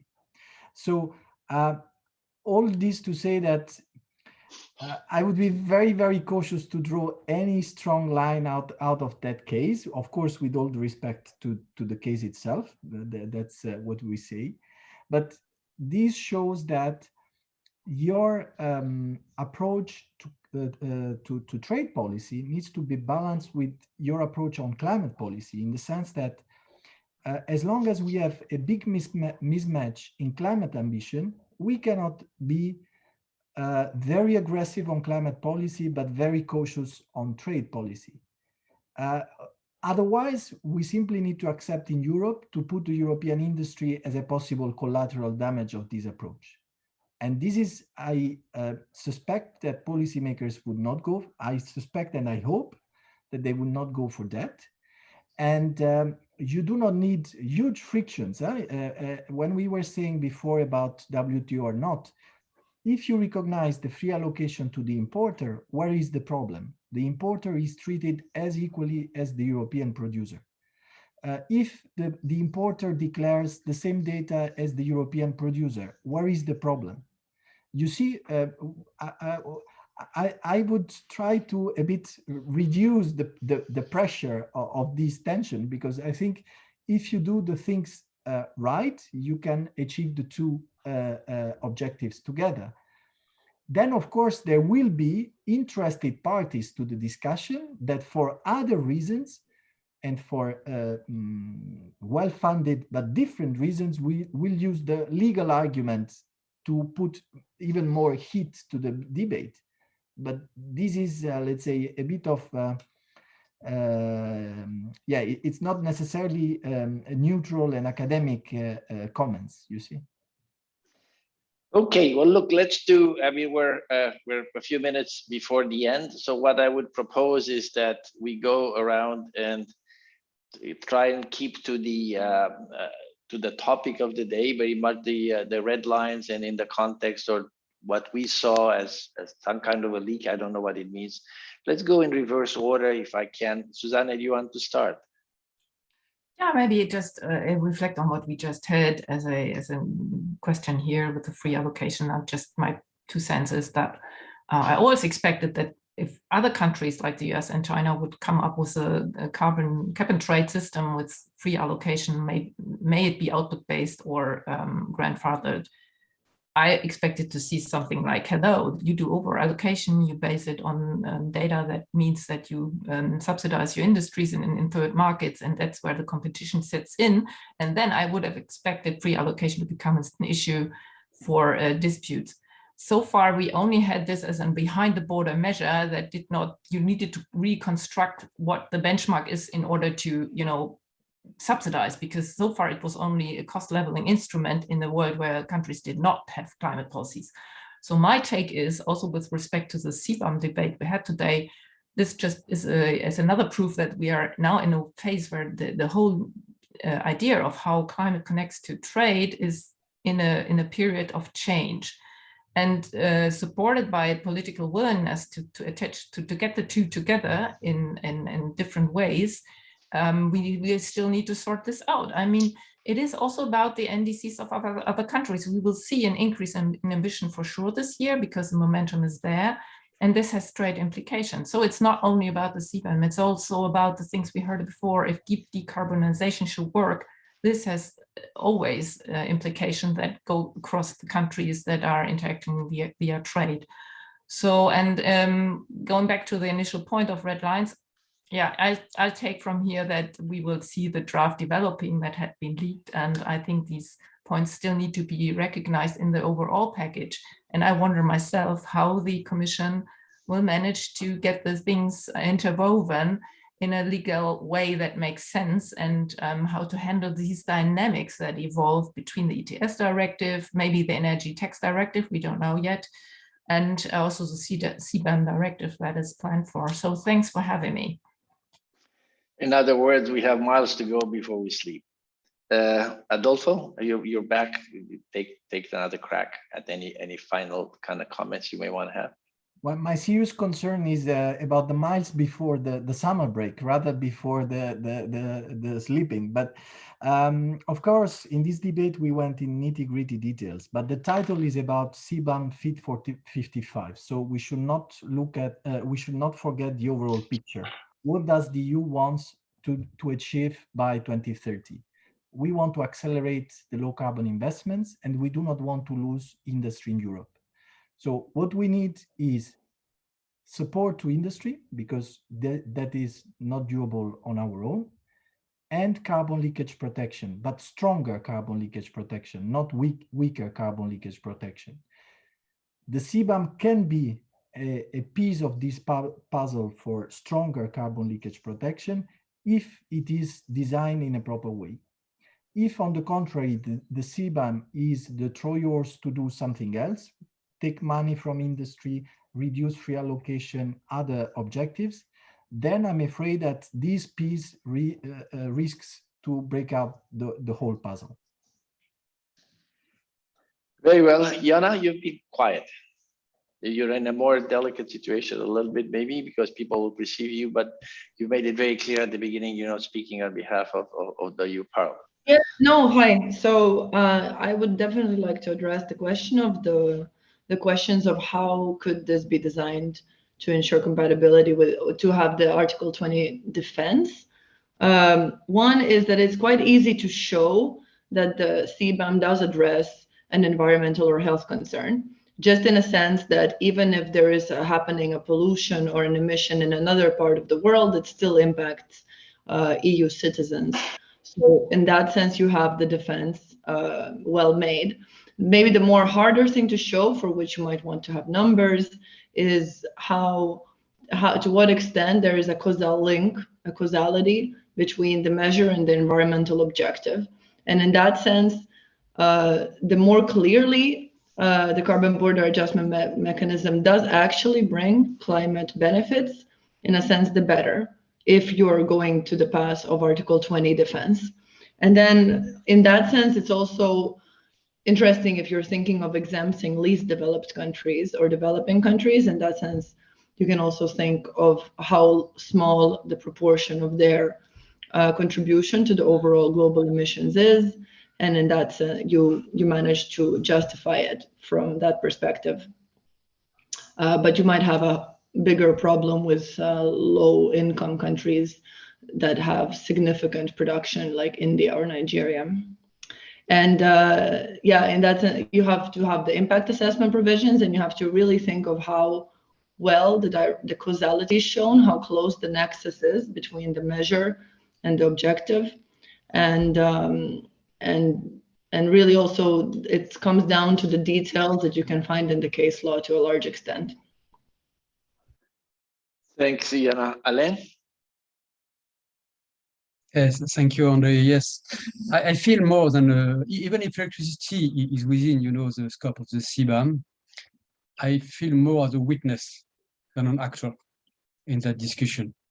I think electricity, is very different from the other sectors which are within CBAM. We have no carbon leakage of generation power plants. Not a question for us. And electricity is just coming from neighboring country to which electricity networks connect us. So we don't import electricity from Australia or Chile. It's not a question for us. So it's a very, very different sectors. But nevertheless, I am not surprised by the debate I hear today on allowances, carbon leakage. And I will just repeat what I said during my presentation, which for us as supplier of decarbonized and low carbon electricity is important. We believe in the success, and we want to have success of the Fit for 55 package.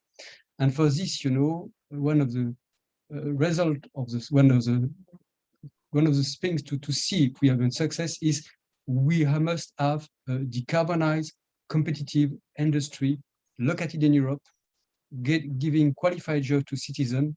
And in that way, and I have no solution for sectors that I don't know. CBAM must be a contribution to this issue. Killian. Thanks, Andre. So as a closing statement, I would just say, let's not lose sight of the objective. Yeah, CBAM, the idea was that we could decarbonize the European economy whilst maintaining industrial base. It's not about raising money for the ETS revenues or for the EU revenues. It's not about getting rid of free allowances. So I think we shouldn't lose sight of that. Looking ahead, what I foresee happening is we're going to have a big debate on the nitty-gritty of the CBAM design, and we're going to lose sight of CBAM in the first place and the objective of increasing carbon leakage protection. I think it will be a bit in economics, you call it path dependency. So you've begun down a certain path without a certain stage saying, okay, does this make sense or not? So that's what we see happening. If it doesn't increase carbon leakage protection, I think maybe we should consider if we really want it or not. And the interim, my closing message would be, please leave us out in the short term anyway, because we don't see this as a good measure. Thanks. Mr. Cosby. Just two things. One, to clarify that when we're talking about WTO legality and that when people like me advise that WTO law matters, it's not a recommendation that says let's neuter the CBAM such that it's ineffective and make it 100% WTO compatible. There's no such thing. A reasonable attempt to be WTO legal and go for it. That's what I'm advocating here. And I want to make it clear that this is a new issue.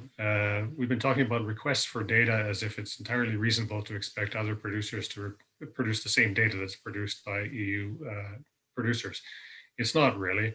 It's reporting to a different standard. It's asking producers to produce data that's not part of their national regulatory regimes. It's a huge increase in costs for them. Even if they're already reporting nationally, they'll have to report to a different standard to the EU. One way to resolve this might be to use the revenues from a CBAM to help underwrite the cost of that kind of certification data production. Just a suggestion that would also make things more WTO compatible. And finally, I don't think we have, I agree with Killian that the export side is a huge red line. We haven't figured out how to address it, and none of our conversations in this call has gotten us any further toward that end. It's got to be done. I don't know how it can be done within the CBAM, but maybe a complementary instrument, an outstanding red line issue that we still haven't figured out. Monsieur Milling. Merci. So I think I would echo what Aaron just said. We are entering terra incognita. This is going to raise questions that haven't been answered before, whether it's under WTO law, whether it's in our relations with trade partners, and even to some extent in the technical and administrative implementation. I think from the discussion today, we took away that although this leaked proposal, and again, we have to bear in mind that it may not even reflect the latest thinking in the Commission, and it certainly is likely to evolve by July, and then certainly in the political debate, but still one of the big issues that sort of have been punted down the road and presumably into other parts of the Fit for 55 package that is extremely important is how it deals with the current leakage safeguards, pre-allocation and indirect cost compensation. I would echo what Kimmo said. I think that, by very clearly saying in Article 1, Paragraph 3, that it is an alternative to, it is signaling that those will go away. So I think what Kimmo said, that we really need to see the impact assessment and to see what the implications will be of what ultimately is proposed in a sort of phase out or phase down of free allocation, for instance. What implications do alternative options have? That's really going to be very interesting. Another one is, I think, how far down how far up the value chain does it go? Adolfo very nicely said, if you were to include all the sort of leakage exposed products in the steel sector, and the same applies to aluminum, as Killian reminded us, and so on, you would get a lot more. So again, the cutoff was put in a specific part in Annex 1 of this proposal. What are the costs and benefits of doing it there and not further up or further down in the value chain? We have yet to see that. So I think we still have a lot to see and discuss as these other bits and the more the analysis comes out. One final thing on the treatment or crediting of foreign policies. Now, Aaron seems very confident that it's kind of very clear because it's only about adjusting for the EU ETS, and that's a carbon price, so that's the only legitimate way of crediting. I hear you, and I hear what Matthew was saying as well. He's got a point. At the same time, I can't help myself that other countries will come and say, it's not about the policy, folks. It's not about our instrument choice. It's about the cost that our policy choices impose on our producers. And if you don't take or factor in or have some way of accommodating, say, US performance standards or some other non-pricing policy, you're essentially forcing then the US to give export rebates on their policies for products leaving the US going to the EU, which the EU will not be doing for its own products. So that may have unintended consequences too. So I think, again, terra incognita, the future is wide open. It'll be interesting to see what happens in the next weeks and of course in the rest of the year. Thanks. Well, thanks a lot to all of you. I think that the going back to what I think Killian said, refer to this, and I know because I'm I'm supposed to be actually on a UNFCCC negotiator on Article 6, which I'm obviously not. I always tell them that you're going to find a political solution to a market problem, and that's a disastrous situation. And what the danger is that, as you may have said, Killian, it'll find a political solution that will appease everybody and everybody can live with, because it doesn't offend anybody enough. But in the end, it may not work very well. So that something that we have to be aware. Just to make things very clear, I don't think anybody, including myself, advocates breaking any laws. I think that what I think we need to take into account is the fact that it seems to be an emergency of some sort, and as such in emergencies, we've seen all kind of things being reconsidered, and whether this will be in some way reinterpreted, reconsidered, changed, or otherwise adapted, maybe yes, maybe not. But if it's an emergency, if it's a revolution, you can't make a revolution without breaking legs. I can't remember who said it, was Lenin or somebody else. I can't remember who said it. Well, he didn't end up well, but that's okay. And finally, last but not least, it's beginning to look to me more and more, including from this leaked document. I mean, I'm fascinated by the leak thing. This leaked document even has its own Google search now called leak CBAM. It looks more and more like a transitional thing.